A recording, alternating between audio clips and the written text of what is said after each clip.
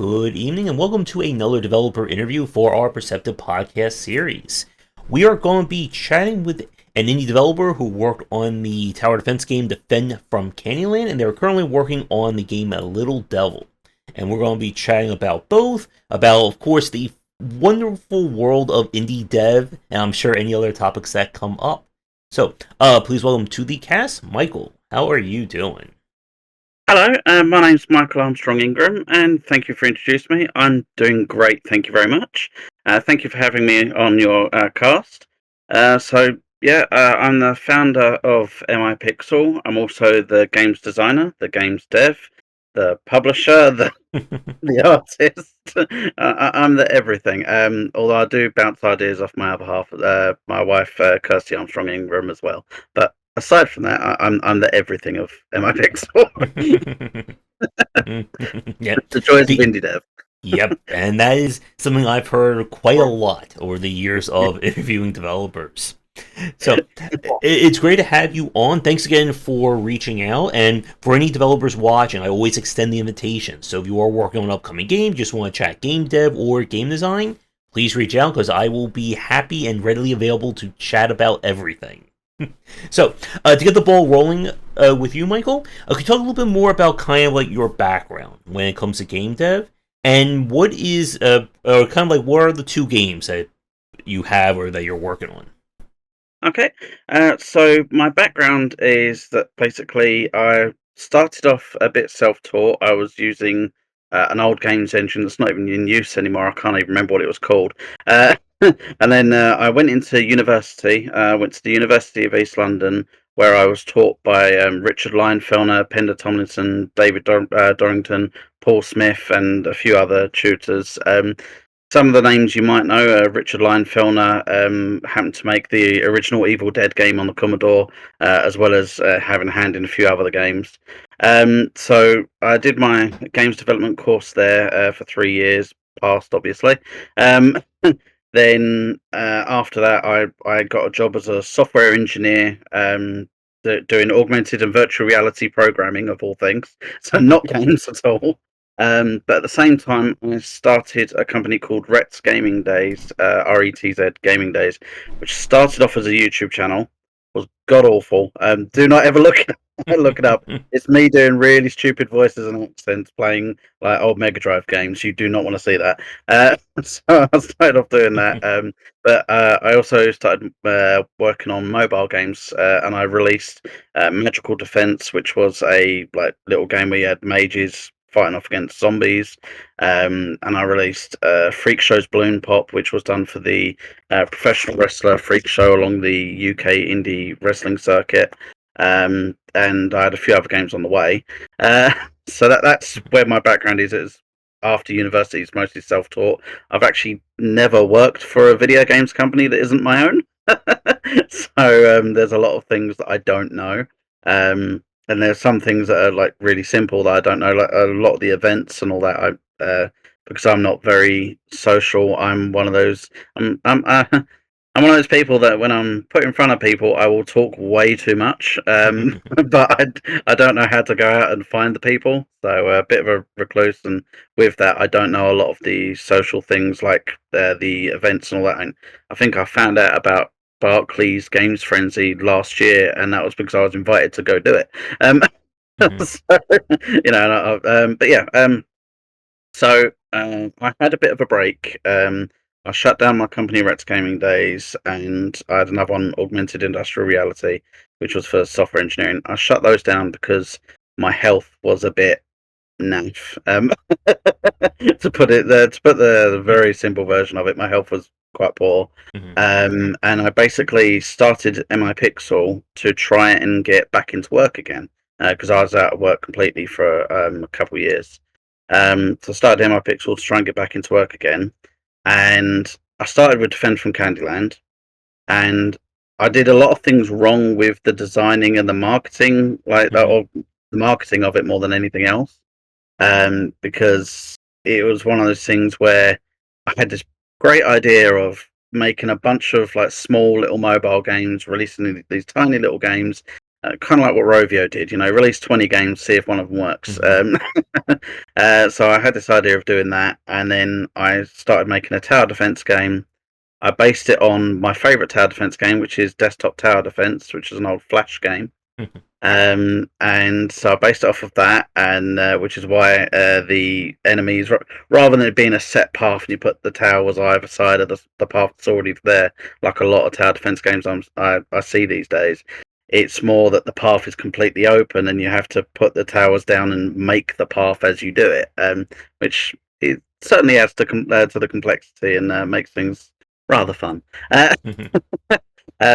So yeah, I Defend from Candyland. The more I worked on it, the bigger it got because I did what I normally do. I didn't write a design document. I just started coding because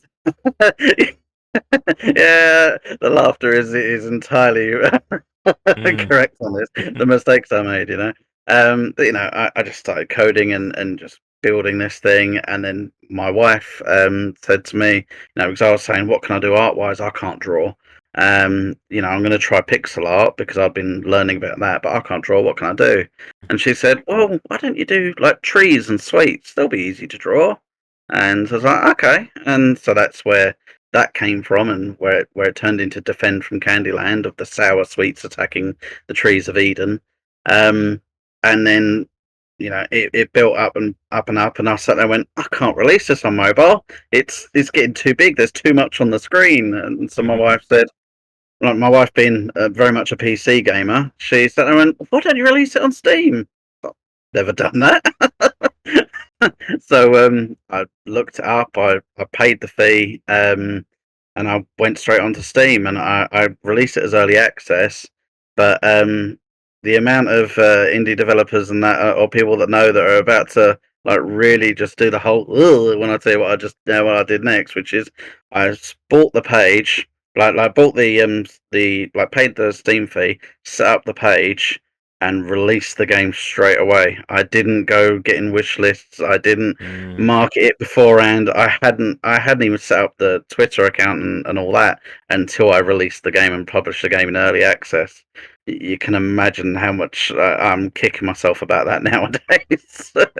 It was the complete wrong way of doing it, and something I've learned a lot about since. Um, yeah. Uh, Again, like we can have like 2 to 3 hour chat just on marketing alone when it comes to indie dev.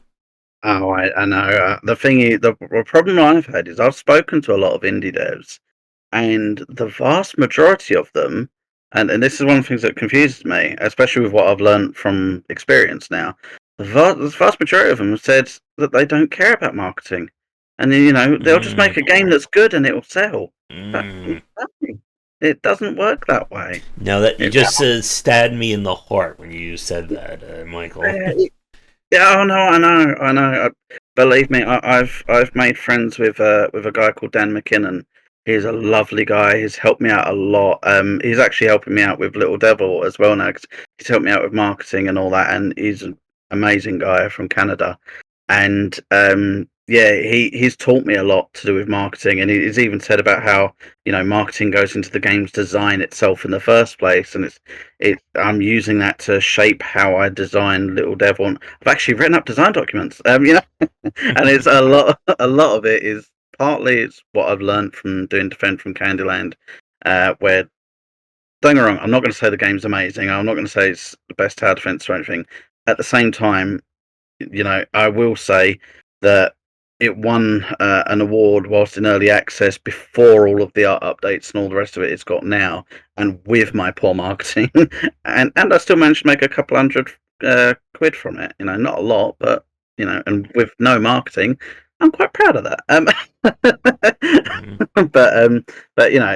it's one of those things. It's I've learnt so much since about all the mistakes I've made and all that. And I know that with Defend from Candyland, it's too late to do any more marketing with that. I've done a lot more updates to it, and it's got a heck of a lot in there now. And I even redid all of the artwork, which was a pain. Well, if you search Defend from Candyland, you'll see some versions of it with with the older art, which doesn't look as good, and that was how it was originally released. But I even had a UI overhaul about 4 or 5 months ago, I think it was, that I did, where I completely changed it all, and it actually now would work on mobile. Ironically. Hmm. But yeah, so yeah, that's how things are with Defend from Candyland. Um, you know, if you do check out the game, and Josh, you said you've checked it out. Hmm. No, be honest. If you enjoyed it, great. If you didn't, fair dues. But it's one of those things. You know, uh, yeah. How did you find the game, Josh? If I remember, I think I said that it was like just an okay take on tower defense. Again, like I've played so many different takes on that, it's a Yeah. little bit harder for someone like me to get like very enthusiastic about one. Like to me, like I still hold something like Gem Forge. I think it Okay. was Gem Forge, like the RPG style one from Armored Games, was like one of my favorites. Yeah. Oh, well, there you go. Yeah. Yeah, that's fair. Like I said, it's completely understandable. Mhm. One of those things. Um, oh, I was just gonna say, I guess, like in terms of things like from like a marketing standpoint, like this is again like something for a lot of developers. I know, like for a lot of first-time developers, they tend to struggle with, I guess, like what do you put out as to show to people, and yeah. especially for like a tower defense or any kind of like strategy, or I would say like not like a high octane game. Like again, like we're talking about like an action game, hack and slash. You just show two guys slashing, combos, juggles, all that, and you're good. But Yeah. tower defense is a lot harder. Like another one that I play from on the mobile side is something like Arc Knights, and like Yeah. Arc Knights with all of its marketing, they just go full on like anime. They don't even like mention the tower defense side. It's a I think they call it like a high octane RPG adventure or something like that. They don't even call it a tower defense. And I guess for you with Defend from Candyland, like as you're like going through the game or as you're going through like trying to market it, like what were some like the approaches that you try to like kind of like get people excited? So originally, there's a story in the game and tutorial in the game that you've seen when you would have played it recently. That originally wasn't in it. So I didn't even have the story and all that to go with. So when I was marketing the game before, unfortunately, my video skills are poor as Hmm. well, and so I was trying to use the mechanics of the actual gameplay itself, like the fact that you shape the paths of the candy when you put the towers down. I was trying to use that, but like I say, with Defend from Candyland, I just didn't do it very well at all. Like the marketing and all that, I Hmm. really didn't do very well. Most of my marketing was after the game was released, posting on Facebook and Hmm. Twitter and saying like, "Play my game," which is not marketing, not really marketing. I did have some YouTubers play the game. So Ember Bean played it. Hmm. Chaotic Fear did, and a few others played it as well. Some people enjoyed it. Hmm. I had Chaotic Fears done so many videos on the game, Hmm. and we had Chen's DA reviews. He reviewed the game, gave me a load of gave me a load of feedback, which I used to improve the game. I did have a Discord server that was originally just for Defend from Candyland. Hmm. It's now an MI server, which I use for talking to people, sharing updates of the next games, as well as allowing devs and artists and that to share their own work and to share their Hmm. games and get feedback as well. But yeah, I used to put it in there. I had people could post their YouTube videos of Defend from Candyland in the server. And the main thing I did was that where I released it in early access, I suppose the biggest thing that I did was I asked people what they wanted and said, what do you want to see in the game? I'd already planned another, I think when I released it in early access, there was 60 levels, and I'd already planned to do 120, which Hmm. is an insane amount. Um, that was a bad idea. Each one of those levels was crafted in an Excel spreadsheet. And Hmm. I wrote, and me being me, I wrote code that then converted the Excel spreadsheet numbers into the actual levels, which was fun. I like that bit of code. Anyway, but yeah, so like the main thing was like offering players, what they wanted to see in the game they could have. And I got some feedback from Valdirect, from Chaotic Fear, about particular towers that they wanted in it. Like they wanted something that could slow down an area, which is why the Boreal Tree went in, and the Hmm. Pollen Trap. They wanted to have something that had a longer distance, and all that. So I made the Sniper Tower. Hmm. And I added in these things because it's what they asked for. It's what the players wanted. So yeah, that was another bit of marketing, but obviously you still needed to get the game out there and played by these people first, which is the harder part. Hmm. Yep. Mm. And I think part of the challenge, and I'm sure this is something that you're well aware of, I'm sure for everyone who's working on any game is well aware of, is that like once the game is out, or it's kind of like either out in terms of early access or actually 1.0 out, your window for trying to get more eyes on it is just greatly diminished. Yes. And you mentioned like a few minutes ago about not having any wish lists, not like getting that side of things. And unfortunately, it's something that I've seen a lot over like, especially I would say over the last like 10 years, that like Mm. that particular side has become more and more important. Because like Steam, as a again, is another like very depressing point. Steam does not do any marketing for you. They No, it do doesn't. not care. If you're doing really well, they'll be happy to take your money and you're the 30%, but they're not going to be blasting your game all over the place unless it's already doing really well. Yeah. And it's why when I do a lot of my store page reviews, I harp so much on making sure you've set up the right tags on your store page, making sure your capsule art is on point. Because Mm. it's that kind of snowball effect that I think really eludes a lot of developers that can tend to either be the difference between a success or failure, unfortunately. Yeah, no, it's very true. That the thing is, for me, like I say, I was coming out of not working for a few years due to bad health. So as you can imagine, I didn't have money reserves to do anything. So I Hmm. was having to do everything myself. I've been lucky that some people have helped me out for free, obviously. Which I've been Hmm. very lucky with.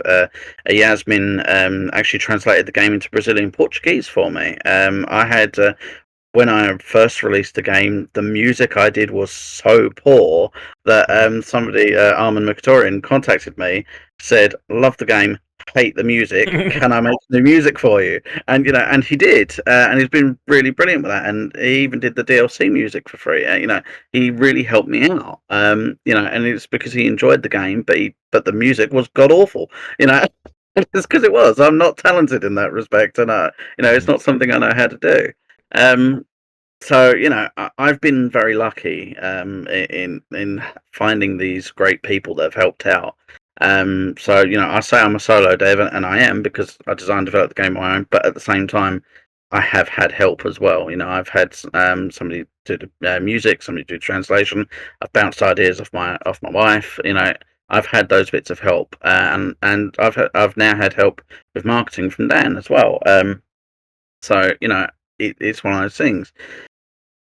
When it comes to marketing, it's the most important thing Hmm. about doing these games, because you could have the best game in the world, but if nobody knows, it doesn't matter. And Hmm. as you rightly said, Valve isn't going to help.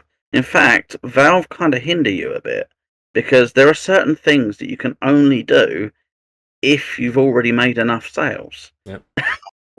It's like I wanted to do a free weekend for Defend from Candyland, because Valve have it that you can have your game available for free for a weekend. And I contacted them directly about it and said, "Can I do this?" And they said, "Well, no, you don't have enough sales." Ooh. And I was like, "Okay, but I want to do this to try and get people to play the game, so that if they enjoy it, I could get more sales. Because it's only free for the weekend." And they're Hmm. like, "Yeah, but you haven't got enough sales." Ugh. you know, and that's how it goes. Hmm. I had somebody tell me that I should do trading cards, the Steam trading card things, and so I looked onto it and it's like, oh no, you need to sell like I think it's like 10,000 copies of your game first before you're allowed to do it. And it's Hmm. like, so can't do that. And it's like, so it's one of those things. You kind of have a few hindrances until you've made those sales in the first place, unfortunately. Yeah. And making those first sales are the hardest thing you're going to do, especially if you haven't made a name for yourself yet. It, Oh yes. Yep. exactly. And but the thing is, there are other things that you can do, other things you can give to players that aren't to do with your game, or rather are to do with your game but aren't your game, or a DLC for your game. There are other things that you can do to entice players in. It's one of the things I'm looking at with Little Devil. So, if we move off from Defend from Canada, Little Devil is the next game that I'm making. Now, I'm already talking about it, and I don't even have a Steam page yet, so I'm already doing better than I did with Defend from Candyland. Mm-hmm. So, Little Devil is a roguelike game where you're going around as a little devil, who is sick and tired of things in hell because everything is an absolute mess. And he's sick and tired of it, and he wants to overtake Lucifer because he thinks he's not doing a good enough job. You know, Mm-hmm. that is from Little Devil. I am using a lot of the slapstick kind of humor from the 90s, like Earthworm Jim style humor, Animaniac style humor in the game. So I've drawn up some of the sins, which are going to be some of the bosses, and so you've got Gluttony, who is this big fat demon who wears a chef apron and a chef hat, and he just wants to eat everything. And that is his thing. And I'm using that. I've got lust, which I had the idea of drawing a nice, beautiful demon, and my wife said, "Well, no, there's nothing more lustful than a spotty teenager." So I've ended up combining the two, and it's the whole, trying to do a nice, sexy body, but then the face is like spots and zits, and not looking so pretty. But she thinks she's beautiful. Um, you know, but a lot of this kind of stuff isn't going to be captured in the game itself. So it's going Mm-hmm. to have to be captured in content around it that will advertise the game instead, which is what I'm trying to do. So one of the things. So this is something I haven't gone public with yet. So you can be the first place for me to go public with this. How does that sound for you? Mm-hmm. Um, so I've started making a web comic for Little Devil. So I've drawn up a few pages already, and I've got these characters, and I'm fleshing out this whole story that I've got written. That is the story before the game, and so Mm-hmm. I've got this that I'm doing to try and basically drum up a bit of interest and see if people fall in love with the story and the characters, because they're going to be a big part of the game. And so that's one thing. And of course, the webcomic's free. It's not something I'm going to charge for because you don't with webcomics. It's something I can give to people, and hopefully they'll enjoy it. And making the story a much more important thing. So that's one of the things I'm doing with Little Devil. So yeah, that's loads of fun for me because I am not an artist, but I am trying.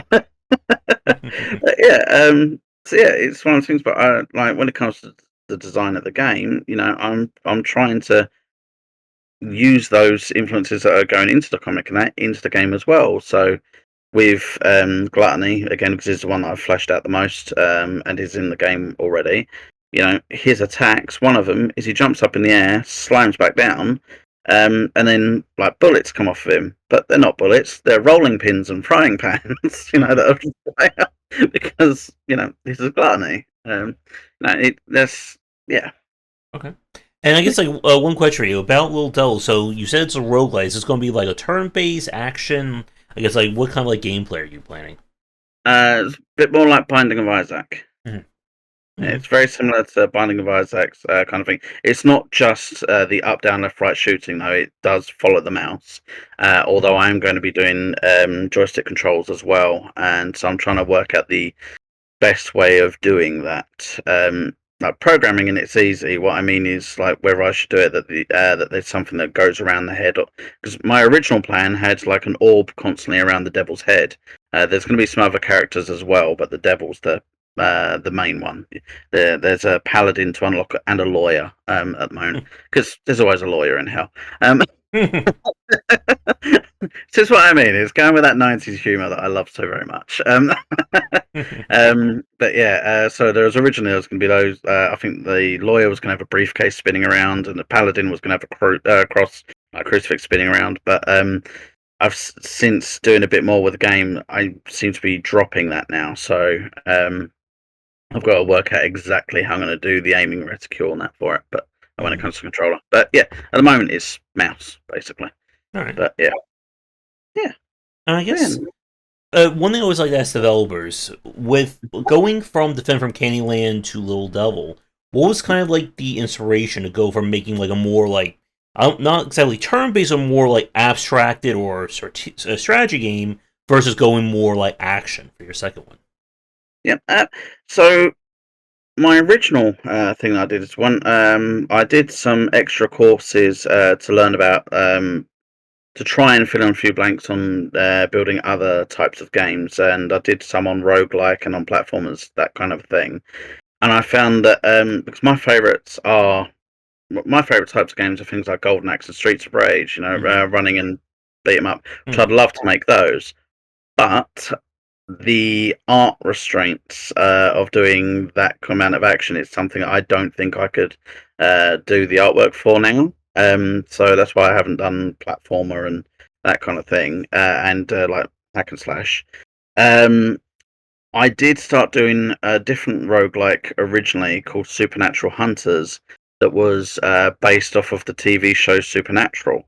And I had drawn up these little pixel art characters of the disgruntled angel in a trench coat character who was called Mika. And, I had these different characters I'd drawn up, and I'd done the programming like for the procedural generation of the levels and some of the other parts of it, but the art was just really not coming together. Mm-hmm. Um, it just really wasn't looking that good. So I ended up pausing it, but then I'd already done all this programming Mm-hmm. and I didn't want it to go to waste. So I came up with Little Devil and doing the art a different way, which has worked.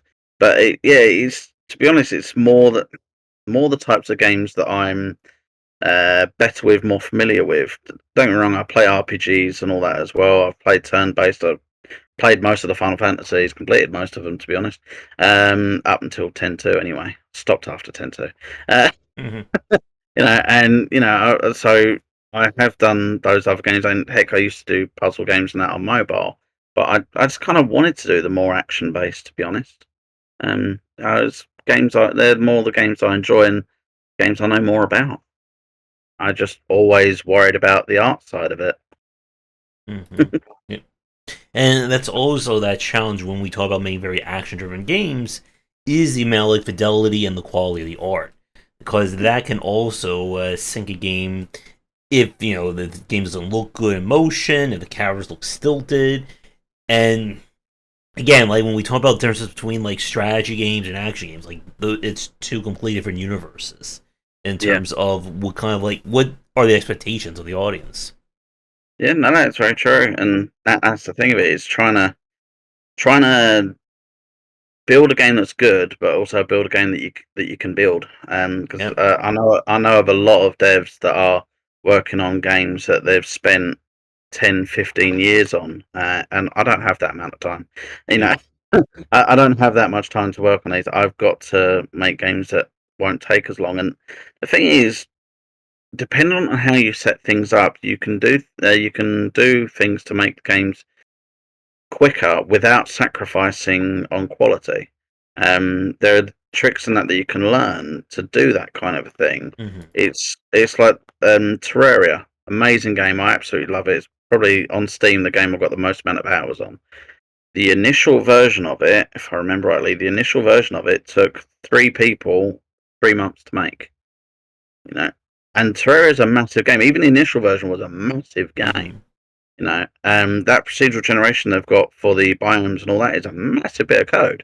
The amount of artwork in it for all the wood and like wood armor and platinum armor and all that, it's a heck of a lot of art. But there's things that they did that could speed it up, and that's the thing. It hasn't sacrificed on the quality of the game. It's one of the highest selling games on Steam, um, beating most AAA titles as well. Mm-hmm. Um, and don't get me wrong, they've worked on it for the last 15 years now as well, which is obviously helping. But it's one of those things. There are things that you can do to make things easier, quicker, and all the rest of it without sacrificing on quality. I'm using some of those things with Little Devil. It's like whereas before I used to like write up when I was writing code for character behavior and all that, I'd write this character's behavior, then I'd write the next character's behavior, and then I write that, and I'll do that kind of thing for Little Devil, I've not done that. I've done one big boss controller, several different components, Hmm. and then all those can be put on or taken off in editor, given the different variables, and I've got hundreds of different behaviors without having to write any more code. It's one of those things, and I've done the same for the boss. I've created a boss controller that literally allows me to just go, well, I want its attack to be this. I put this together. That's one set of attacks. It's got that one. Then there's this one, and it goes through it all. And that's you know, I don't have to write anything extra. I'm literally doing it in the editor now because I've written the code to do that. So Hmm. it's these kinds of things that allow you to get things done a bit quicker. I'm sure a lot of the devs that are watching this already do that kind of thing. Hmm. Uh, and if not, then maybe it's something to look at. Yeah. And to go back to a point you said a minute ago about the kind of era where developers are spending like 8 to 10 years on a single project. Like this is something that I've been kind of feeling over like last like 3 years. Like I feel like that particular style of indie dev, I just don't see it being viable anymore. To spend 8 plus years on just one single game, It and depends if you've got the funding on it, I suppose. yeah, but it is That's very hard, I think, to spend that amount of time on a game and have it do well enough for it to either break even or earn a profit. mm, And like during like the last decade, like, I was interviewing developers back in like 2016, 2018. They were saying, "Oh yeah, I've been working on this for like 5 years, 7 years." I think one dev said this was like on and off for 10 years, yeah, and like that was like considered like the norm, I think, for a lot of developers. But it seems like things have really settled down, at least in that respect, at least from like my side. And it is, I think, very hard now to get, and this is again like something not just for you, but I'm sure for every indie developer watching this, it's very hard to get someone, I think, excited about a game that's not already, firing on all cylinders. yeah. The thing is, I can understand why developers are spending that much time on the game, but Hmm. at the same time, when you're designing your games, you have to use marketing, like have marketing in mind, which means you've got your set people that you're building the game for. Hmm. Now, those particular people could change in 8 years, 10 years. They're not likely to change in one, but in 8 or 10 or 15, they're going to change. Their likes, their dislikes. There are differences that are going to occur, which means that your game that was originally designed for those people is no longer designed for those people. And or you're not going to hit as many of them. It's one of those things that's going to happen. Look at how the world's changed in the past 10 years. Yep. Look at the amount of changes from 2015 to 25. Yeah. And the other point of this is if it's taking you that long to make a game, someone else may beat you to the punch. Maybe not with the exact same idea, but doing something like similar. I Yeah, remember a game I interviewed. This was for like it was like a turn-based spaceship like strategy game, and this was someone I interviewed. Like this was 2013, 2014. They were saying, well, no one's making space games right now, so if I get this one out, I'll be the first. By the yeah, time the game was actually finished, everyone was making space games. Or the zombie genre. Like, this is like that funny thing. There was that period, like 2014 and 2017, where you couldn't, look on Steam without knock into like 10 different zombie related games. Zombie events, there were visual novel zombie games, yeah, horror zombies. And people were just, pun intended, dead tired of it. Now yeah, that genre has cooled off, and now people are like, well, where are all the zombie games now? But it's that kind of nightmare when it comes to not just indie dev, but just game dev in general. Of timing is something that we really don't talk enough about, but timing does matter for getting people interested in a game, because you can yeah. have something like you come out like that perfect time. Like I still remember one of my favorite examples, Path of Exile. They came out just after everyone was hating on Diablo 3, and it worked exceptionally well for them. Yeah. Or you come out just before, the whole holiday season where all the AAA games are being released. Yeah, exactly. That's the thing is timing is a big thing, but it's not only that. Look at it this way: say you're spending 10 years on a game, Mm-hmm. you want to pay yourself a salary of say 30 grand a year. So 30 grand a year times 10 years, how much money you've got? Plus Steam taking their 30%. And then if you go for a publisher or something like that, their percentage that they take as well, and any other assets that you buy and all the rest of it. How much you actually have to make before you are able to say that you've been able to even pay yourself 30 Yep. grand a year? and 30 grand a year is not a lot of money. Mm-hmm. Yeah. It's one of the things. The amount of hundreds of thousands that you'd need to earn from the game for that 10 years to be worth it at the end of the day. Yeah. If you imagine spending 10, 15 years on a game and you only make $100, it's Yep. You just a lot of developers just got like very pained when you said that yeah, line there.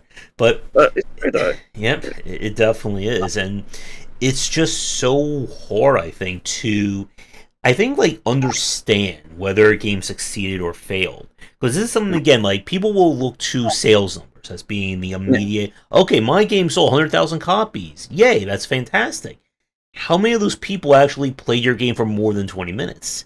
Because I did yeah. a presentation about last year. I was telling developers about how to study a game's success, and it's still very, I think, misunderstood about how do you keep going in this industry.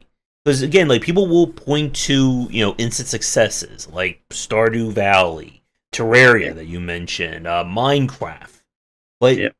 surviving beyond just the release of a game is exceptionally difficult. I don't think enough has been, I think, kind of explained to people about what does it mean to run, or even if it's just yourself, just do game dev for 5, 10, 15 years.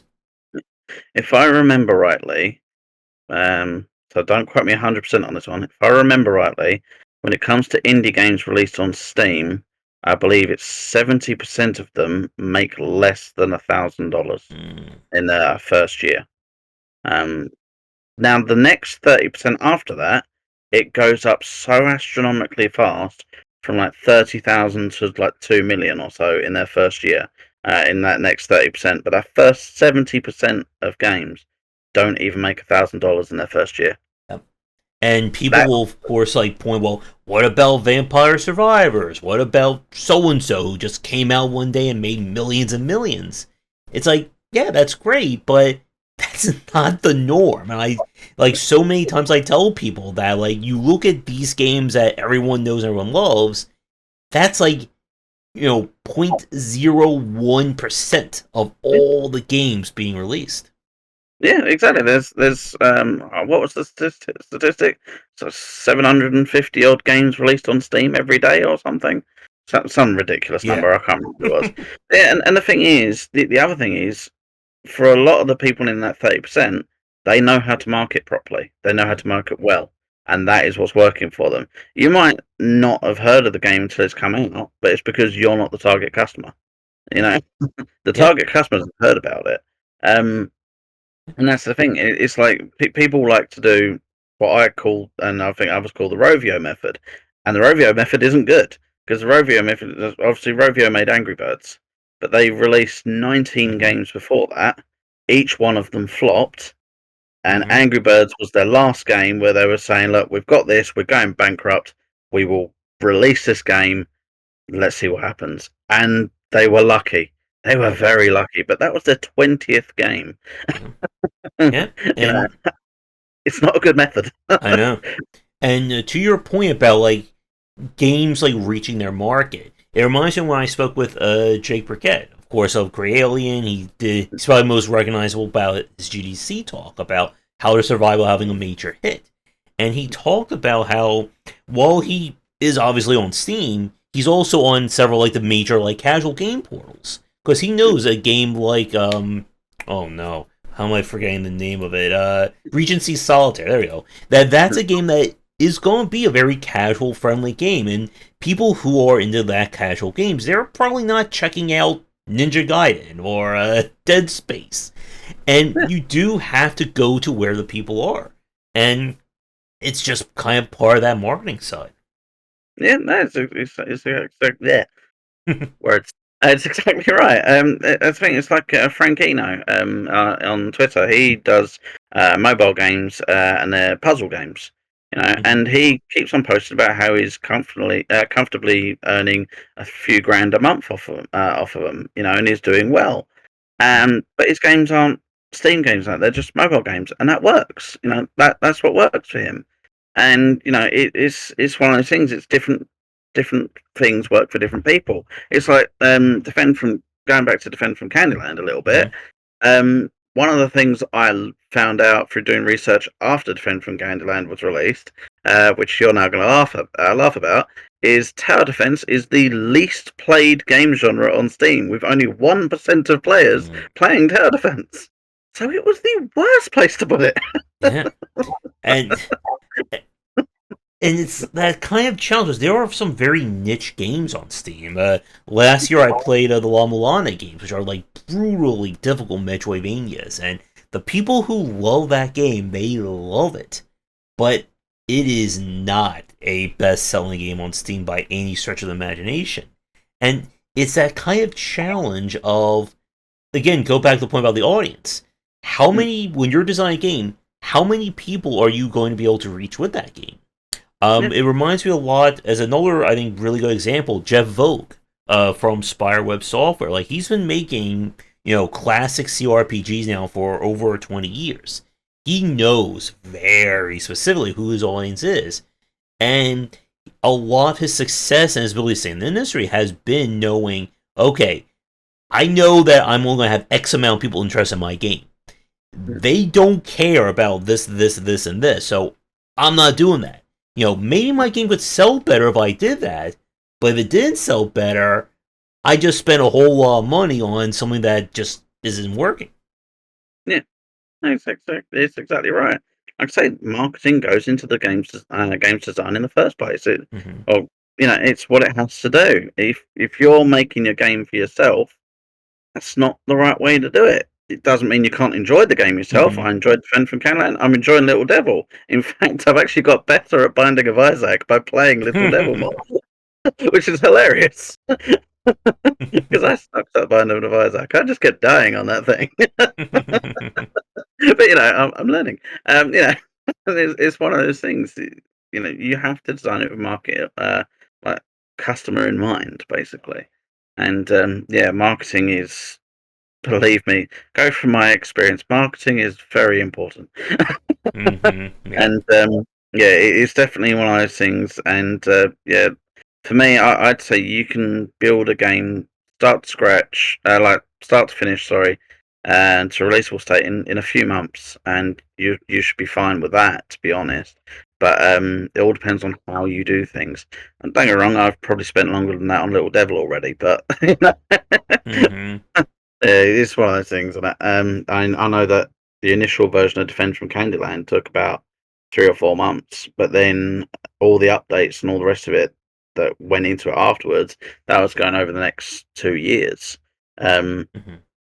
but I also know that I made a lot of mistakes when doing it. I didn't do the shortcuts and those kinds of things that, I redid everything. I rewrote code that I already had rather than reusing it. I did things badly. Mm-hmm. The game works, don't get me wrong, it works, it's fine, and all the rest of it. It's not something that a player would ever notice. But me as Yep. a dev looking at the code, I'll sit there and go, "Oh, why didn't I do it like this?" Yeah, and that's Mm-hmm. just one of those things. Yep. Uh, And it's part of that kind of growth that comes with game dev about knowing how much to invest and when to change and when to just kind of let a game go. And it yeah, is very hard. Again, plenty of developers have struggled with that. If I just keep adding more and more to this game, then surely, it will break out and everyone will fall in love with it. But more often than not, that doesn't happen. It's like another point about how much things have changed. I'm sure like every indie developer still has like that dream of a PewDiePie or a Markiplier or something like that mentioning their game and then just goes viral. The whole Among Us explosion, I think, being probably the most modern example of that. But so many things have to kind of like fall into place for something like that to work that you can't really bank your game on that happening. you can't bank a game on that happening for multiple reasons, including one, you're not that likely for someone that's big enough to have that kind of effect to actually play it. But two, a lot of players have found out that YouTubers are playing games for money, like being paid £500 to play the game, and so a lot of people that watch YouTube and watch these players now know that, and they've sat and gone, "Oh, well, then I'm not going to believe what they've said about the game." Mm-hmm. And so a lot of them won't actually buy it based on a YouTuber anymore. That actually dropped quite a lot. That's why, as you say, one of the most recent things games you can think of, if it was Among Us, is because a lot of times, even though big YouTubers have picked up other games, players that are watching it don't care. Basically, they're going to enjoy watching it, but that doesn't mean they're going to go out and buy it. Yep. And that I think is a very bitter pill that a lot of those had to learn over the past decade.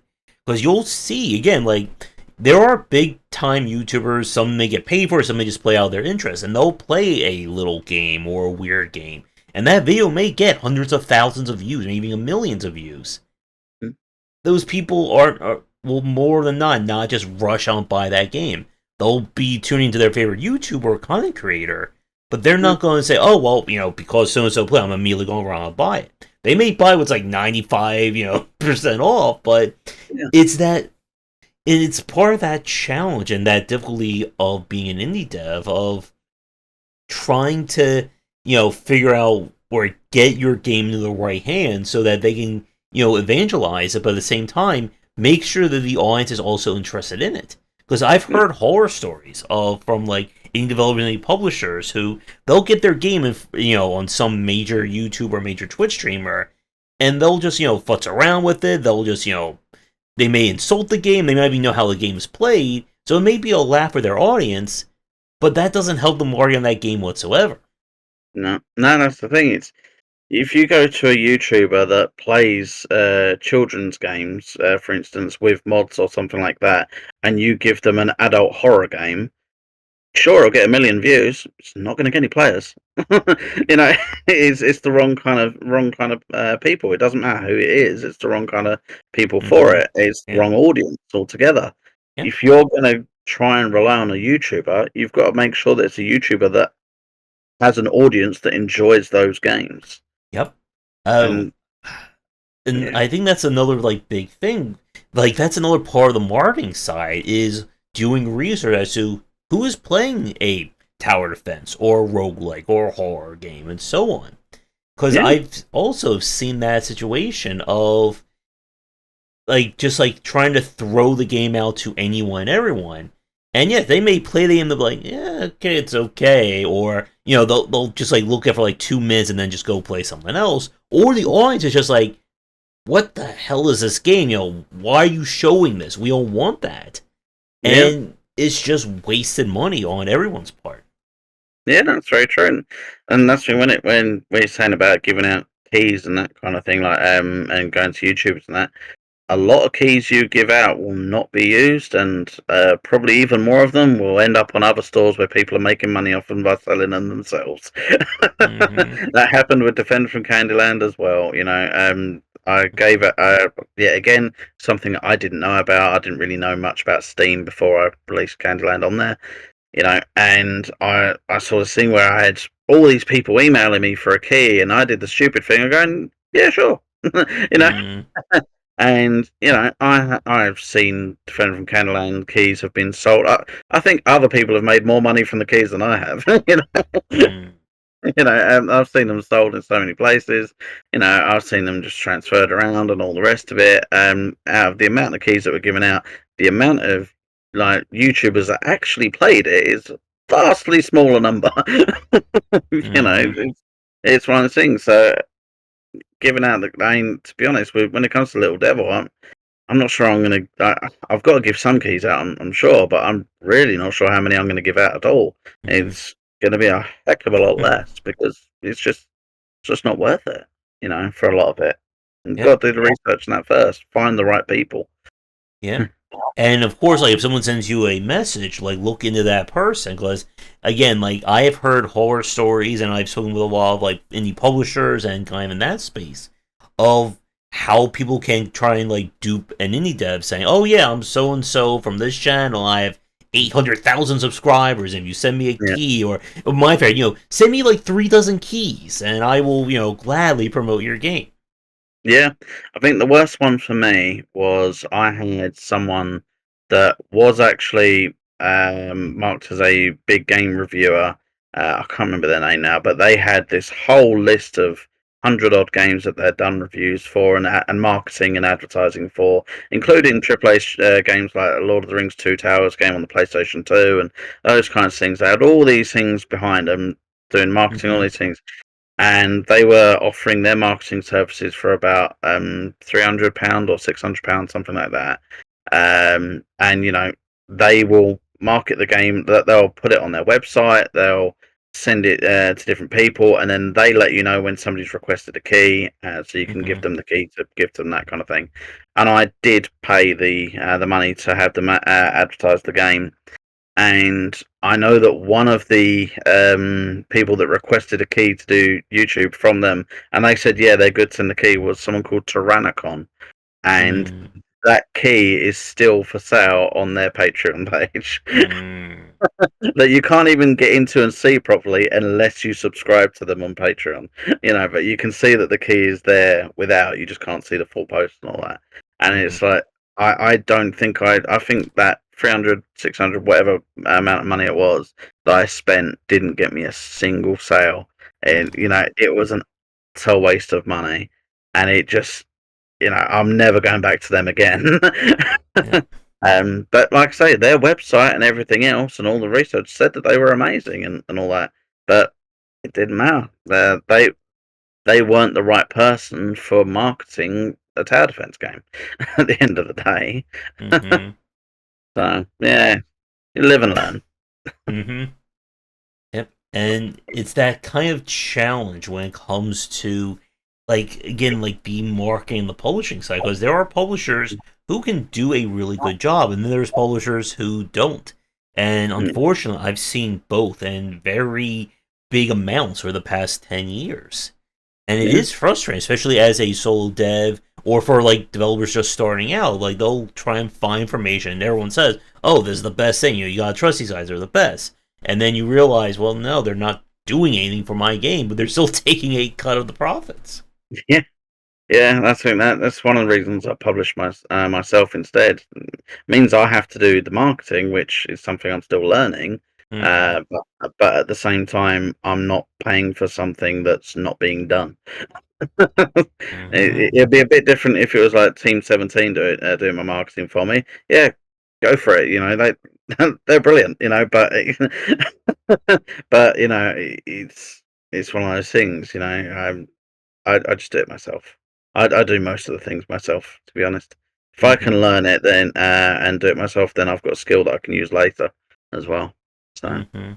Yep. it also does mean that I just don't have time for anything anymore. Yep. I know And I that just picked up, feeling. yeah, I just picked up Altered Beast on the Master System, and I still haven't been able to put that in yet. Yeah, I'm a bit of a retro gamer. Mm-hmm. Oh yeah, and I've been enjoying lots of retro games over the years. It it's always that like that's another I think very interesting point about like for developers who do go for like the modern retro side of Mm, knowing what elements to bring back and which ones kind of like don't work anymore. Because I've seen developers who they'll try to release a CRPG, a platform, or whatever, and it plays just as badly as all the games from like 1988 and so on, and it's just very hard, I think, to know, what was like the main reason. I guess that's a good question for you. Like with all the retro games that you play, like what do you think is the attraction of a retro game? Like what do you think is like if you're trying to get someone to play an older game or a modern retro game, like what do you put in front of them to like get them interested? that is a good question. So for me, I've got a lot of love for the Sega Mega Drive or Genesis games, mostly, but I have most games consoles from the 80s through to through to now, to be honest. And yeah, I mean, that's the thing. I love the gameplay of the old games. To be honest, I love the pixel art as well, but I love the gameplay. And some of Hmm. the games were very unique, like Comic Zone. Do you know Comic Zone at all? Oh yes, I definitely do. So Comic Zone is my favorite game of all time, and I still have not found another game that's like it. Mm, It is a very unique game. You're a sketch turner. You are thrown into your comic. You have to go across the comic panels. There's a secret move where if you hold the A button, you can tear the page and make a paper airplane that does a load of damage. You've got your little rat roadkill that can find the different things behind the mm-hmm. page. You've got multiple directions you can go, and this was on an old Mega Drive or Genesis, and you've still got these multiple directions you can go, so you can pick your own path. Mm, And and the combat in it was fantastic. For that game, the artwork and the music was brilliant. yep. It is a 5-star all round. And like I said, there's not anything else like it. I Mm, have not found another in a comic game like that.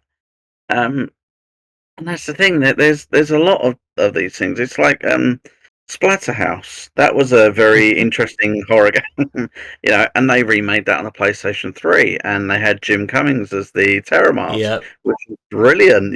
He did such a good job. And it was really good. But then, like, they've done a lot of remakes, and not all of them have been so good. It's like Altered Mm-hmm. Beast, brilliant game on the Mega Drive. I've got it on the Atari, I think it is, and the Master System as well now.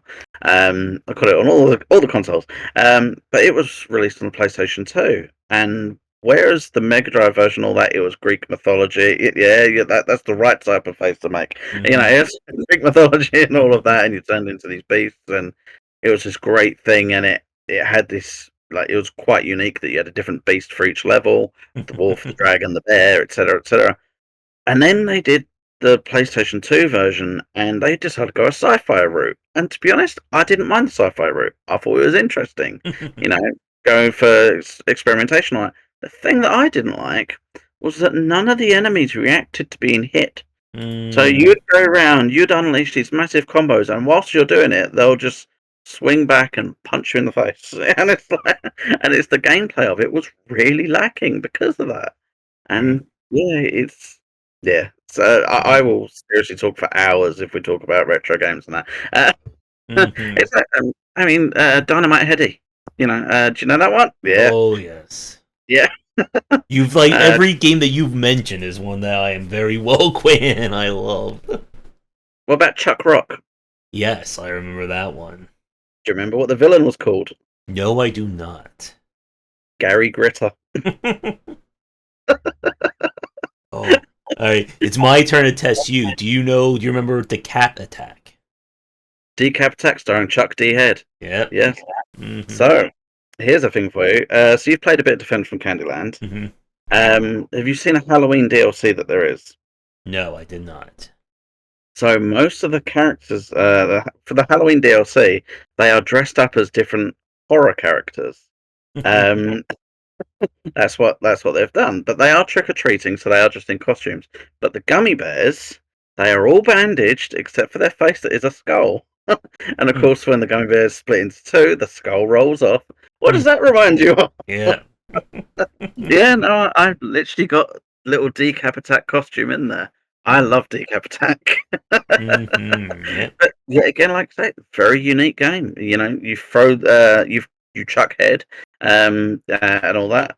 Or this for a very unique one that's probably going to get sides from people. Booger Man, the pick and flick adventure. Do you know that one? Yes, yes, I do. Yeah. Oh yeah, and yeah, like to your point about like Comic Zone and like that particular style, like I'm also like looking for someone to make like a spiritual sequel to Comic Zone, or just do something in that style of like fighting in a comic book, and being able to like knock enemies across like the different sections, go I move around that, and again, like that game was that like 95, 96? I forget what year it think it came was out. 95. Yeah, 95 by Domark, I believe. yeah.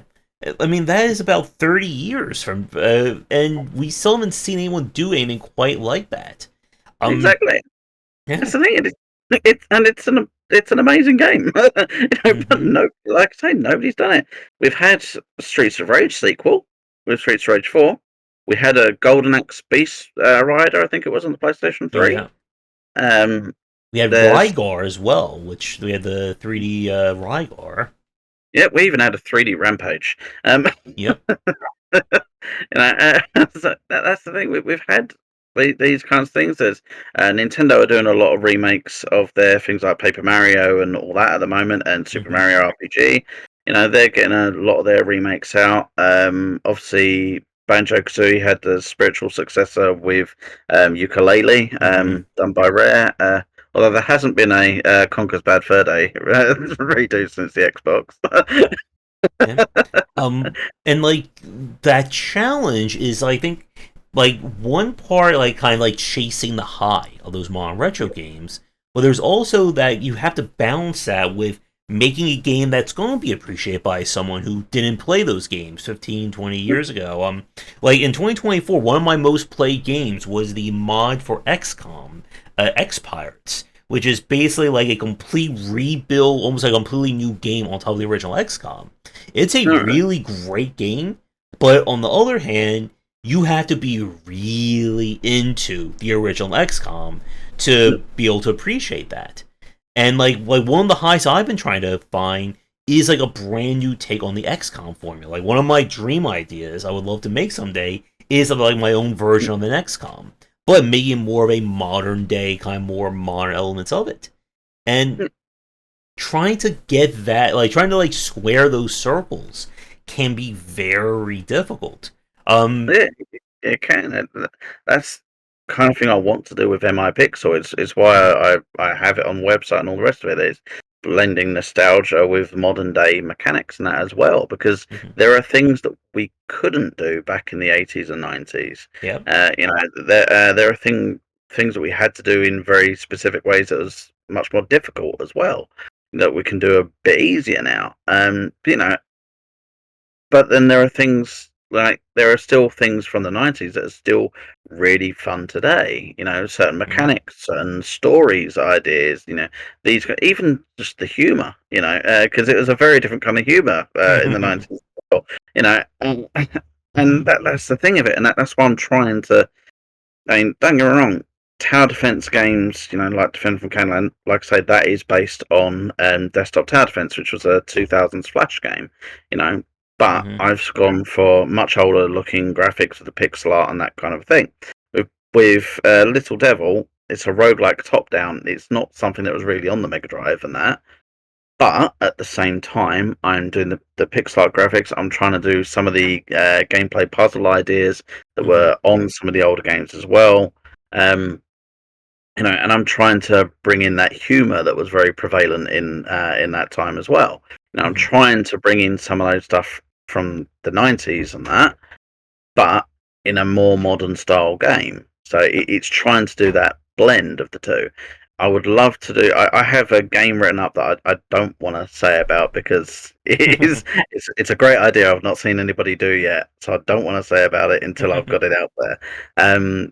But I've got this game idea that I've written up that is a running side-scrolling hack and slash like beat 'em up, a bit more like Streets of Rage, that kind of thing. I really want to do, but I really need to earn enough money to pay an artist to do that part for me. Yeah. So, And to your point about like with retro game design, with trying to like evolve or iterate on it, like using like modern day technology or just improving things on that front. I interviewed a few developers just a few years ago who were working, two different developers working on what was it, like Apple II or like one of the old like Apple style like platforms making a CRPG.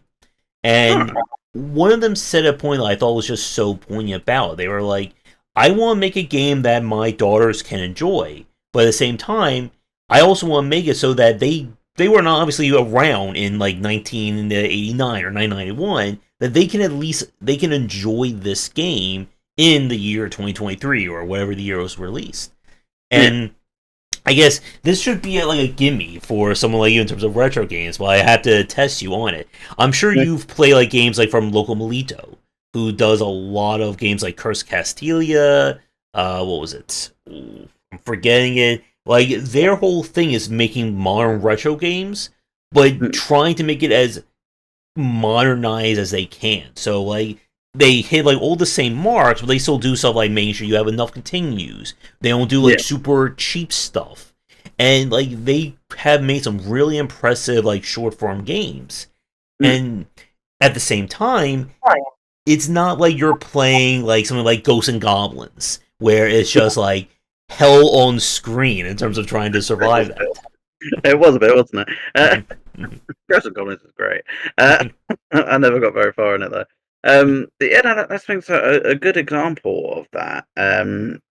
Like one that's really like quite good to see the difference in that is do you know Abe's Odyssey and Abe's Exodus? yeah. So Oddworld, they made a remake of Odyssey that was kind of Odyssey and Exodus kind of smushed together Mhm, a bit. It's not Soulstorm; it's the one before that. I can't remember what it's called now.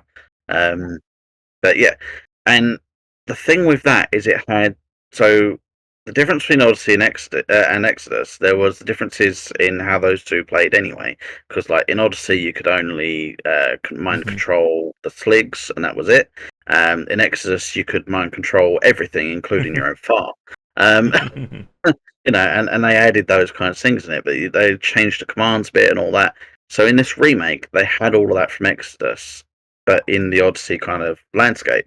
But then they added in this level select, which wasn't in either of them, because that's more of a modern thing to have that wasn't in the older games. In the older games, they just gave you a cheat code. yeah. It's like this is a cheat code to get to this level. And you'd get it like on Animaniacs. Whenever you got to level 2, here's the cheat code for level 2. Mhm, So they've added in the level select instead. But then, as well as the level select, they've added in this thing of because there's secrets on each level, they've added in this thing that tells you how many secrets you've got and how many are left for you to get. So you can go back in. mhm, yeah. And those are really good modern, like modern mechanics that they've been implemented into their own old game.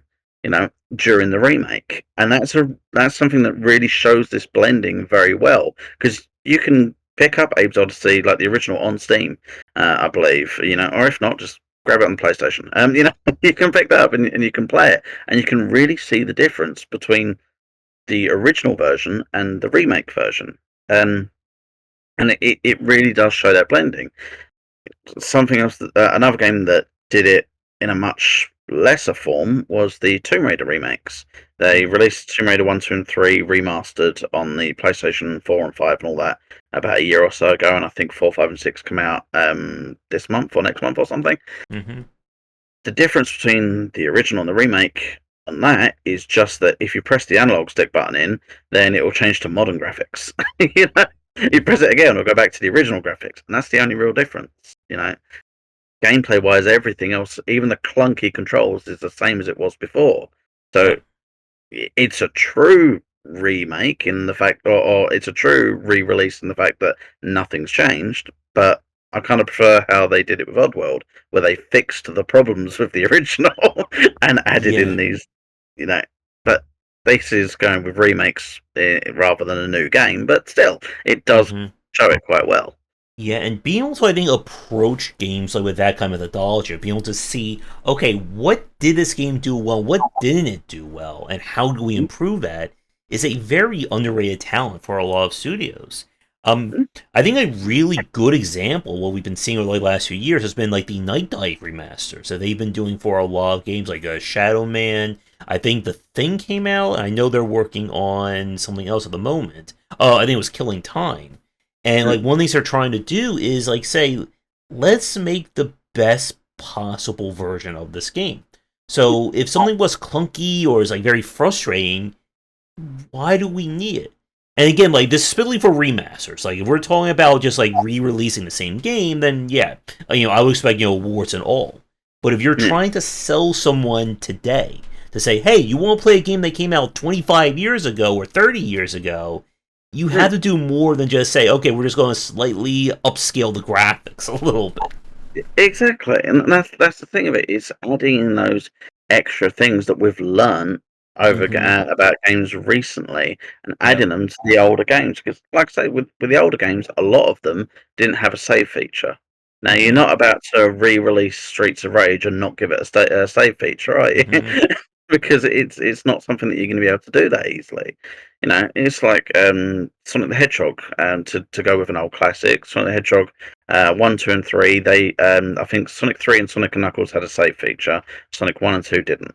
They Mm-hmm. released Sonic Origins on the Switch and all that recently, and it is literally Sonic 1, 2, 3, Sonic and Knuckles, plus the Game Gear versions, I think, and all these other versions.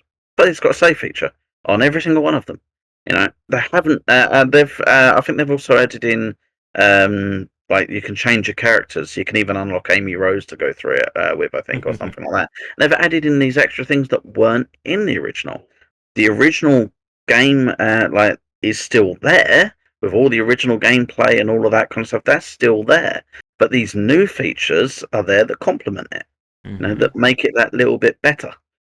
And Yep. that's the thing of it. It's doing that little compliment on it. It's doing that little bit extra. But yeah. Yeah, and it's that kind of stuff that people now expect for these games. And it's again like to go back to our original point about marketing. Like you have to understand like who is willing to or who is willing and who wants to play these titles. Yeah. Let me see. What was it? Digital Eclipse. No, not yeah. Digital Eclipse was also doing their like Gold Master collections of like kind of doing like very historical looks at retro games. I think that's another very interesting example of that. But they're kind of trying to make it as like modern as they can. They're trying to go for more like the biographical angle of it, and it's going. I guess like as a quick time check as well. We're about an hour 12 in, so I know you have to probably go in the next few minutes. We'll keep you all night long your time, but I guess like part of this discussion when we talk about retro games, especially like game preservation, that it still needs to again. Like, I'm sure you agree with this. I'm sure everyone's watching. Like, we need to have like better methods for preserving these games because it's still like we can't just rely on remasters to solve everything. Yeah, no, it's very true. I mean, that's why people did emulators and ROMs Mm-hmm. until Nintendo. Mm-hmm. Yeah, no, that's a fun one. I've got an arcade cabinet in the back that I've built myself, so it's all good. Uh, I've also got like most of the games and consoles anyway. But yeah, it's one of those things. When it comes to all that kind of thing, you know, it comes to preserving the originals, you've got preserving them literally, of getting the consoles and games and all that, and preserving them literally, or you can do remasters, remakes, that kind of thing. But the thing is, the games back in the 90s were built for different reasons, different customers, and all the rest of it. A lot of the games are very, very difficult, with the reason being they didn't want you to be able to complete them, just by going to an arcade and just spending 50p in the arcade or whatever. They didn't want you to be able to complete it that quickly. They wanted it to be hard. They Mm-hmm. wanted you to have to go through it again and again and again to do it. Modern games on home consoles don't generally do that because you get the two different types of player. Some people will just get very, very frustrated doing the same thing again and again and getting beaten. Some people will just get frustrated. Some people really relish that challenge and they want it. They want to get beaten time and time again. you know, Mm-hmm. and that's the thing. It's the two different types of players. It's two different styles of customers. Yep. And that's the thing with it. So yeah, yeah, And to the point you said earlier about how many games are being released, like we don't have the time anymore to mess around grinding for 70 hours in an RPG or getting lost for a month or two, having no idea how to progress in a game. And oh yeah, there are people who want that. They want that, like the padding. They want to spend 80 to 200 hours in one game, yeah. but the market has really changed. And it goes back to that challenge again of do I build this game specifically for me? Or do I build this for a market who will like, X, Y, and Z? Yeah, that's entirely true. And that's the thing when it comes to the amount of time that people want to play put in games. I know for myself, I don't play games that often these days.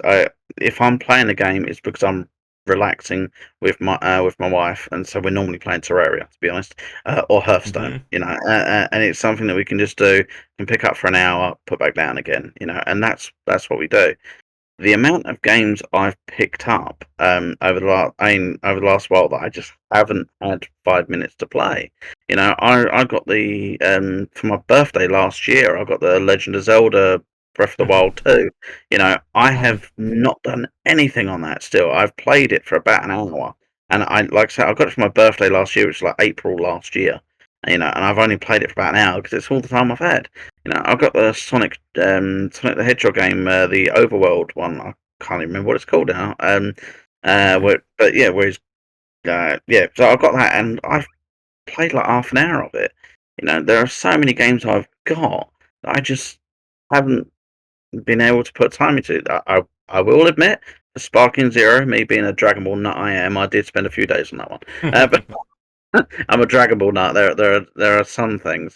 But anyway, but for most games, I haven't had 5 minutes playing because I've been doing client work, I've been doing my own games development work, I've been out looking for work as well. I've now got warehousing work that I'm doing Mhm. tomorrow and over the weekend. So I'm going to be doing that. I'm currently applied for a job in a hospital as well. Mhm. Doing trying to do all these different things, and I'm not stopping with MI Pixel. I'm still going forward with my with working on my own games, but I need to do other things to fund it. So like I say, I'm looking for more work, doing part-time jobs here, getting into a full-time job as well, and trying to do all these things. So I got no time to play games. Yeah. Now I'm not like most. I'm not like most people. A lot of people will have a bit more time, but a lot of game devs won't because they're going to be in a similar situation. Um, you know, and if you're advertising on Twitter and Facebook, you're advertising to game devs. Yeah. you know, that's the thing. And so, but then you got other people that, like my brother, he will go to work. He'll get home, sit down and play a game for an hour, then he'll go off to the gym. I know that's what his like routine is generally.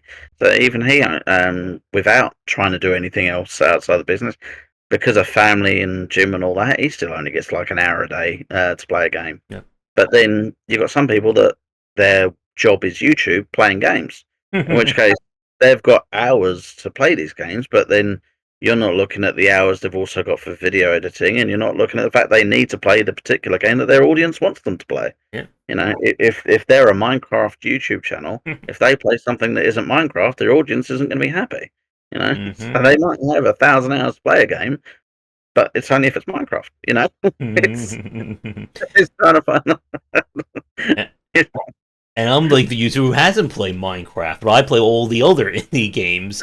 And again, it's like trying to know who you're trying to reach out to and Mm, what they expect out of their games. And yeah, the market again has changed so much, and we'll be here for another 2 or 3 hours easily. We keep talking about this. So um I guess to begin to wrap things up, I guess first off for you, you mentioned of course you were going Little Devil. Anything else you want to mention in terms of upcoming projects, anything to promote, stuff like that? So my main project at the moment with MI Pixel is Little Devil. I will say, if you want to see some of the work I've done, obviously if you can look at my website, mipixel.co.uk, you can see some of the stuff I've done before. Like I've got some images, magical defense, and all that. But as well as that, I was part of another team called Nuke Pop that released Little Screamies on Steam, which is completely free to download and play. Takes about an hour to complete a nice little horror game. So it only takes an hour, so you got time. But yeah, so I was one of the devs behind that. I also did some pixel art on it. Yeah, like I say, for myself, I'm doing Little Devil. I'm hoping to get the comic, the first page of the comic published. Um, when I get time. I wanted to get about 10 pages done first, so I could try and do two a week. Um, so I wanted to try and get 10 done first to try and get ahead for doing that. But it's just getting the time to do it. Because like I said, I've been looking into trying to get work and that to bring some money in to fund the company more. Um, so yeah, it's just how it is. Yeah, like I said, Defend from Candyland. I'll say I'm not doing any more updates on that at the moment. There's no need. As well. It's been out for a while. It's had a heck of a lot of updates on it. Um, yeah, I will say. So I've got a link tree, which is linktree/MIPixel. If you go onto there, I've got links to my Discord server and all of that. And basically, for the game devs and that are watching this, and the artists that are watching this, join my server and show me what you're working on. Show the others what you're working on. And that's the thing. That's what it's. That's what I've done it for. It's not just to talk about my games. It's to talk about your games as well. Not just games. Your artwork that you're doing. I've seen some fantastic art pieces from people. I've helped people with art, which I still find amazing. I've managed to help people, but it's one of those things. It's I'm always always happy to chat, and most of my links, if you search MI Pixel, you'll find everything anyway. I think, but like I said, the next game I'm doing is Little Devil. I'm making sure that that's the next game that's released, and then we'll see what happens after that. All right, and I'll make sure to include links to all the websites and everything down below for people watching for the show notes. So I guess for you, Michael, any final points you want to take us out on for tonight? Yeah, make sure you do your research and marketing. Take it from me. Do your research, do your marketing. Make just please put importance behind that. Like for all the game devs and that out there, just put some importance behind that. Just trust me on that one. You don't want to spend thousands of pounds and thousands of hours into something that you only sell 2 copies of. That'll be a main point to say. To be honest, sorry, it's something I always say to people. Marketing is the most important thing. To be honest. Yep. Yeah. So I guess with that, we will wrap things up for this chat. And Michael, it's been a pleasure hanging out with you this afternoon, my time. I know it's getting late for you. If you want to come back on and chat about more games, and again, have a retro game quiz at some point, let me know. That sounds fun. Thank you very much. Not a problem. So, I guess in terms of social media, do you have anything you want to promote, anywhere people can find you in that respect? So I'm most active on Blue Sky these days, mostly because Twitter's gone a bit weird. But I am on Twitter and Facebook, Instagram. What else is there? I'm on all those. I'm not on Reddit really, because I've never been able to post anything on there successfully. But they're all MI Pixel or MI Pixel Studios. If MI Pixel is already taken, basically, if you can see this logo, where is it? If you can see that logo, you're in the right place. Or if it's not that logo, then it will be my little pixel art character of me with my thumb out and the MI Pixel hat. It's one of the two. I do have a coffee page as well if you'd like to donate and help. That's up to you. But got to promote that one as well. I always forget to promote that one. But I've had many a coffee from there. It's been nice. So like you said, you'll put the links down. I'll give you all of the links to put down, obviously, and the link tree has everything on there anyway. So that's the best one to put in. But most active on Blue Sky. All right, sounds good. So with that, we will end our chat for tonight. So Michael, best of luck with Little Devil and for whatever else comes down the line. Thank you very much. All right. So for everyone watching, we'll wrap things up here. So once again, if you are a developer working on an upcoming game or just want to talk game dev, please reach out. You'll find me all over the place. I'm on Blue Sky. There's myself up in the overlay over there. Send me a message here, however you wish to contact me. Be sure to buy all the copies of my books that you would like. And with that, we'll be back with another developer interview in the near future. So be sure to come back for daily discussions on game design here and on game wisdom, where you examine the art and science of games. Until our next chat, have a great night.